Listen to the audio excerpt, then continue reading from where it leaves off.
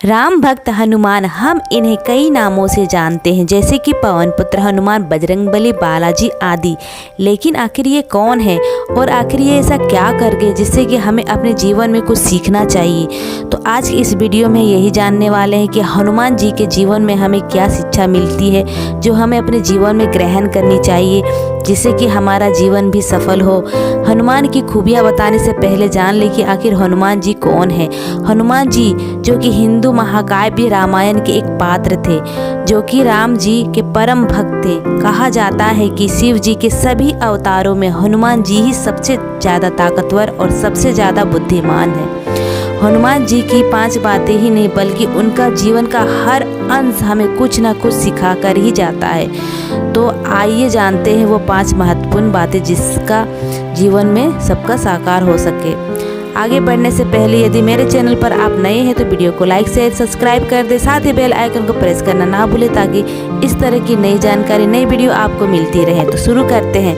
पहली बात है ताकत पर घमंड न करना। हनुमान जी में एक नहीं बल्कि लाखों खूबियाँ थी जिनके बारे में तो हनुमान जी को भी नहीं पता था, क्योंकि बचपन से ही मिले श्राप की वजह से ही तो अपनी शक्तियाँ वो भूल गए थे। लेकिन सीता माता का अपहरण करके रावण ले गया, तब राम जी का संदेश सीता माता तक पहुंचने का समय शक्ति याद दिलाई गई थी। इस कार्य के लिए जब हनुमान जी को वाहवाही मिली तो उन्होंने अपना सारा श्रेय राम जी को दे दिया।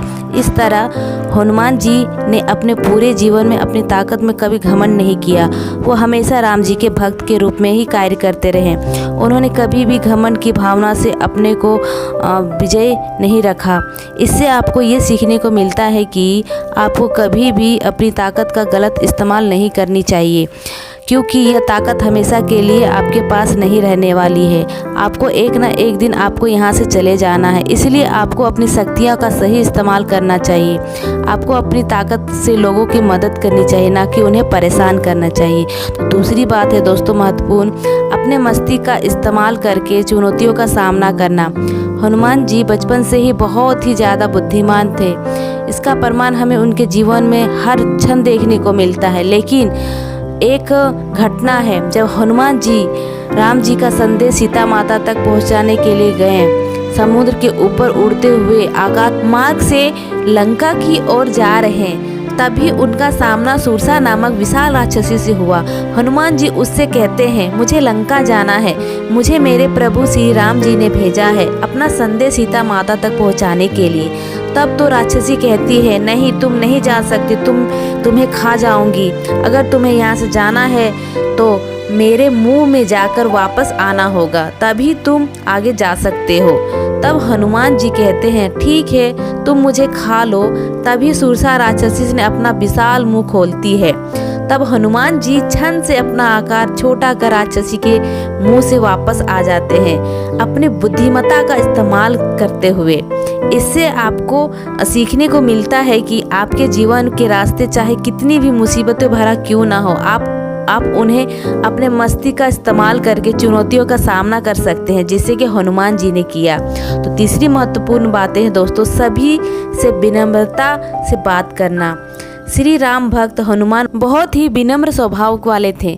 उनके सामने कोई भी व्यक्ति, राक्षसी या देवता, सभी को वो विनम्रता पूर्वक बात करते थे। हनुमान जी से हमें ये सीखना चाहिए कि हमें भी सभी से विनम्रता पूर्वक बात करनी चाहिए, चाहे वो हमारा दोस्त हो या दुश्मन, बड़ा हो या छोटा, सभी से विनम्र से ही बात करनी चाहिए। हनुमान जी ने भी बड़ी विनम्रता पूर्वक ही सीता माता को विश्वास दिलाया था कि राम जी द्वारा भेजे गए दूत हैं, जिससे कि सीता माता को भी विश्वास हो गया था। हनुमान जी का बात करने का ढंग ऐसा था कि सामने वाले जितना भी क्रोध में क्यों ना हो, वो विनम्रता से आकर उनके सामने बात करते थे। चौथी बातें जो उनसे हमें सीखनी है वो है सर्वदा आदेश का पालन करना। हनुमान जी को कोई भी काम सौंपा गया, उन्होंने कभी भी किसी को निराश नहीं किया, जान पर खेलकर उसको पूरा किया। इसका उदाहरण है कि एक नहीं बल्कि उनके जीवन में कई जगहों में हमें देखने को मिलता है। उन्होंने कभी भी किसी के कार्य के लिए मना नहीं किया।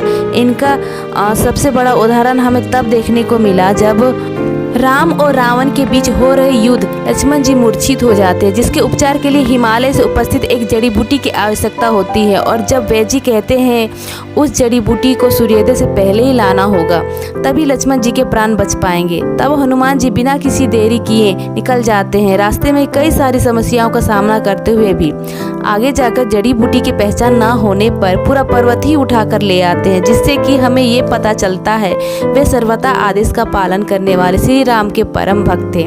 इसीलिए इससे आपको ये शिक्षा मिलती है कि आपको भी जो भी कार्य सौंपा गया उसे आप पूरी निष्ठा से पूर्ण करें। और पांचवी बातें हैं महत्वपूर्ण, जो कि है हनुमान जी की रणनीति। हनुमान जी की रणनीति जिसकी भी तारीफ की जाए उतनी ही कम है।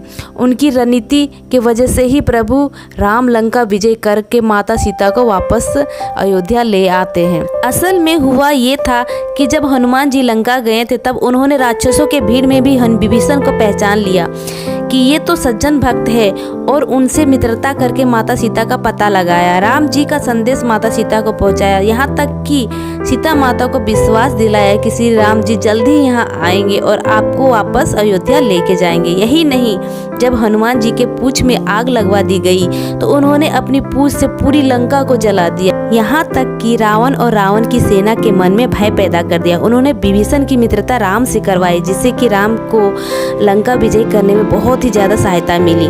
इससे आपको ये सीखने को मिलती है कि अगर कुछ कार्य जो करना है तो कुछ कार्य को करने के लिए सबसे पहले आपको रणनीति बनानी होगी, ऐसी रणनीति जो आपके सामने वाला कभी आपको रोक ना सके। इसी के साथ हमारा वीडियो आज का समाप्त होता है।